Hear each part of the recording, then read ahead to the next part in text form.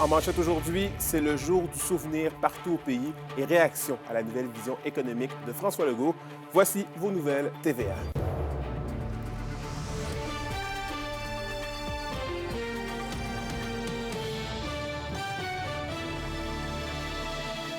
Bonjour tout le monde, ici Anthony Dallaire et bienvenue au TVA Nouvelles. Le 11 novembre marque le jour du souvenir. C'est l'occasion de rendre hommage à tous les vétérans et les personnes décédées pour leur pays. Pour Daniel Michaud, vétéran depuis 2013, après 30 ans dans les Forces armées canadiennes, le jour du souvenir, c'est tous les jours. Il s'est confié avec beaucoup d'émotion dans la voix.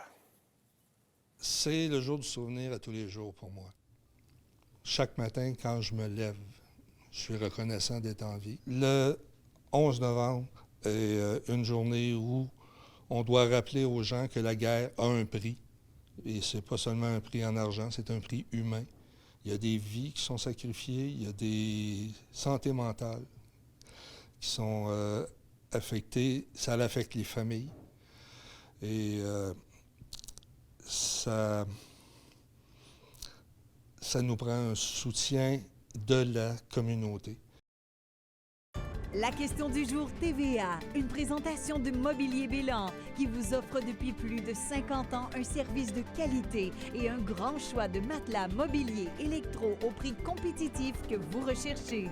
D'ailleurs, à la question du jour, on vous demande, allez-vous souligner d'une quelconque façon les sacrifices des anciens combattants au courant de la présente année? Pour voter et commenter, rendez-vous au tvaabitibi.ca. Et on poursuit en économie. Le premier ministre François Legault a dévoilé hier sa nouvelle vision pour le Québec en ces temps d'incertitude. Et Olivier, la situation pourrait profiter à la région. Oui, absolument, Anthony, puisque Québec prévoit prioriser le développement des minéraux critiques et des énergies renouvelables. On parle par exemple du nickel, du cuivre ou encore du lithium, dont la région en fait la production. Ça pourrait permettre de faire avancer certains projets, notamment à Rouyn-Noranda, comme la zone d'innovation minière ou Horn 5. Il s'agit donc d'un contexte pour faire en sorte que le territoire pourrait devenir un acteur important dans le domaine. Par ailleurs, je suis allé rencontrer la population ce matin pour savoir ce qu'elle pense de cette vision. Et disons que c'est accueilli favorablement, mais il y a certains bémols. Ça peut être bon, puis ça peut être pas bon. C'est vrai que les mines, ça fait vivre un peu Rouyn, les villes alentours, mais aussi c'est la pollution, là. S'ils mettent la priorité aussi pour réduire la pollution, c'est correct, mais il faut qu'ils fassent les deux, les parts des deux, là. C'est comme un morceau important de notre économie, puis dans ce cadre-là, je pense que c'est une bonne affaire. La seule bémol, c'est dans la façon que les choses se sont faites concernant le volet de la foresterie. Il a annoncé qu'il y aurait tant de milliers de travailleurs forestiers qui seraient convertis dans une filière énergétique. Très bon, c'est sûr. Moi, je travaille dans les mines, fait que moi, c'est pas ce côté sur ma job. Fait que ça devrait bien aller. Il faut juste qu'ils espèrent qu'il y ait de fonderie Horn. Je m'entretiendrai cet après-midi avec le maire de Rouyn-Noranda ainsi que le président de la Chambre de commerce et d'industrie. Mon reportage complet au TVA 18h. Parfait, merci beaucoup Olivier. Au plaisir. D'ailleurs, l'Institut national des mines veut moderniser la formation offerte aux futurs travailleurs du secteur. L'annonce a été faite ce matin au Centre de formation professionnelle de Val-d'Or en présence de partenaires du milieu de l'éducation et de l'Institut minière. Et selon le rapport présenté, le programme Conduite de machines de traitement du minerai offert ici et à la baie James n'a pas été mis à jour depuis 2004. L'Institut souhaite y intégrer davantage de notions liées aux nouvelles technologies, à l'automobilisation et aux procédés modernes utilisés dans les mines de la région. Bonne proportion des besoins de l'industrie sont répondus, mais on a constaté qu'il y avait des petits ajustements qui pouvaient être faits pour encore plus être en adéquation avec les besoins de ces minières-là. Donc, on parle principalement au niveau de rehausser l'approche des compétences pour ce qui est l'approche des équipements instrumentés, automatisés, numérisés. Et également, d'un autre point de vue, une autre priorité, c'était vraiment d'être encore plus, je dirais, à l'aise pour travailler avec le procédé de flottation, qui est un des procédés le plus stratégiques là, pour le traitement des minéraux de lithium et de graphite. Et aujourd'hui a lieu le lancement officiel de la guignolée des médias en Abitibi-Témiscamingue à Rouyn-Noranda. Cette inauguration a pour but de dévoiler la campagne 2025 tout en faisant le point sur la situation actuelle de la précarité alimentaire dans notre région. Des fonds seront récoltés du 21 novembre au 31 décembre et la populaire collecte de rue se déroulera le jeudi 4 décembre. L'objectif pour la ressourcerie Bernard Hamel est d'amasser 250 000 $ de dons et créer plus de 1000 paniers. Et on poursuit en politique municipale. La sermentation du nouveau conseil de Rouyn-Noranda a eu lieu samedi dernier et Charline Bakowski était sur place. La cloche de la rentrée a sonné pour le nouveau conseil municipal de Rouyn-Noranda. Le maire, Gilles Chapado et les 12 conseillers se sont succédés pour la signature officielle de leur assermentation. Je déclare sous serment que j'exercerai mes fonctions de conseillère avec honnêteté et justice. C'est une toute nouvelle dynamique qui attend la population pour ce prochain mandat. Pour la première fois, un parti politique fait son apparition autour de la table. Moi, je suis convaincu qu'on va avoir un beau 4 ans à travailler ensemble. Avec l'ouverture d'esprit, des discussions, j'en suis convaincu, des débats, ce qui est sain en démocratie, les débats. L'important, c'est qu'on se rallie autour d'une position pour le bien des citoyens et citoyennes de Rouyn-Noranda.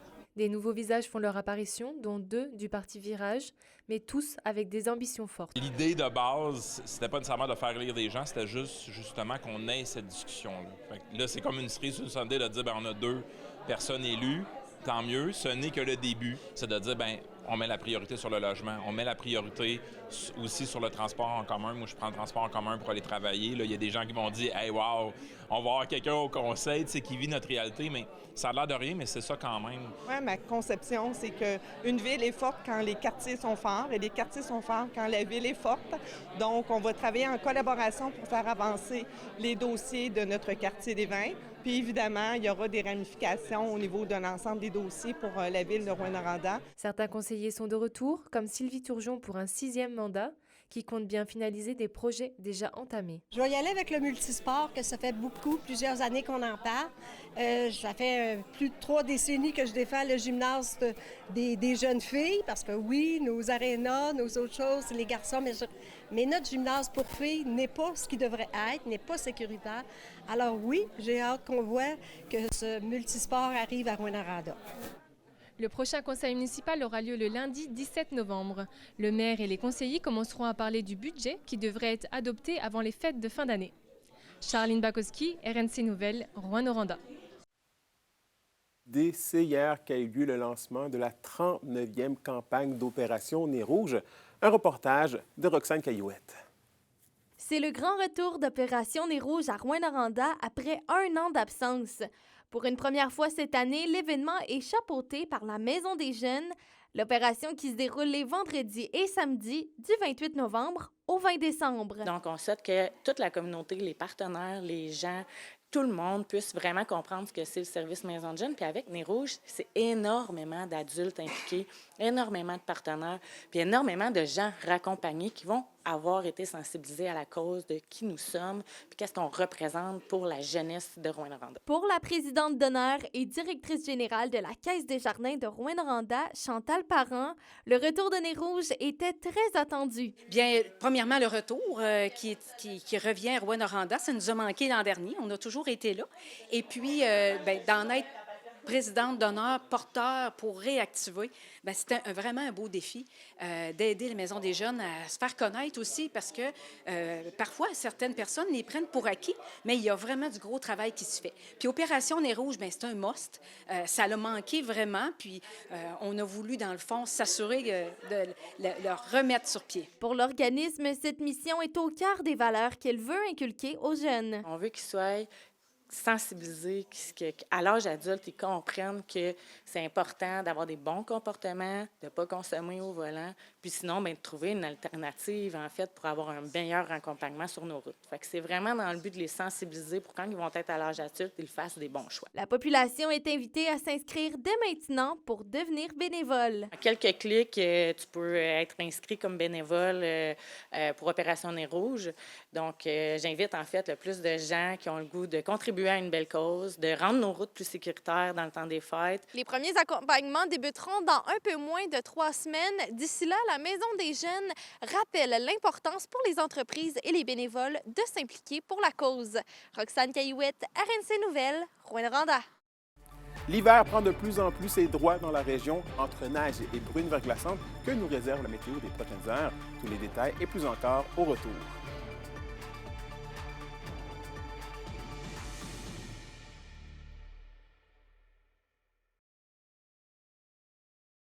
La bonne nouvelle économique TVA, une présentation des SADC de l'Abitibi-Témiscamingue et du nord du Québec. C'est le 23 octobre dernier qu'a eu lieu la 41e Assemblée générale de la SADC Barreau de Sainte-Terre-Quivillon. Plus de 130 personnes se sont rassemblées lors de l'événement. Monsieur François Morin, invité spécial, est venu présenter pour l'occasion le projet Pyrolyse qui pourrait voir le jour à Lebel-sur-Quivillon. La mise en place de ce projet nécessitera des investissements majeurs et permettra la création de plusieurs emplois. Les SADC, partenaires de l'économie de la région. Au culturel, une soirée d'humour vous attend ce soir au courant alternatif d'Amos. L'animatrice de la soirée, Gabrielle Caron, vous fera rire avec deux humoristes de la relève. C'est donc ce soir à 19h30 que Gabrielle Caron et ses invités Christophe Dupéré et Daphné Letourneau vous attendent au courant alternatif pour une soirée pleine de rires et d'anecdotes. Et au sport, la région a brillé hier soir à Montréal lors de la 34e édition du gala d'intronisation au Temple de la renommée du Panthéon des sports du Québec. La Rouyn-Norandienne Christine Girard est la première Canadienne médaillée olympique en haltérophilie. On y retrouve également Marc Lemay d'Amos, un bâtisseur du cyclisme québécois qui a joué un rôle clé dans l'intégration du vélo de montagne aux Jeux olympiques. On l'écoute. Pour moi, qu'on reconnaisse le travail que j'ai fait inlassablement au cours des 40 dernières années. Pour moi, ça me marque profondément. Je suis très honoré et ça veut dire que ce que j'ai fait a fait en sorte qu'une discipline sportive s'est développée pas mal, grâce au travail que j'ai fait, accompagné, bien évidemment. On n'est jamais tout seul dans ces affaires-là.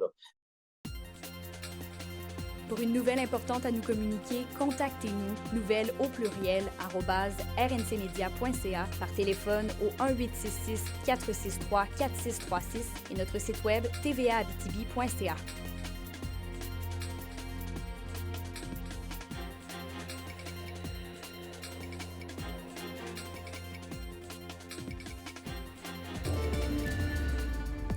Et à la météo de l'Abitibi-Témiscamingue pour aujourd'hui, c'est généralement nuageux avec 40 % de probabilité d'averse de neige tôt en après-midi.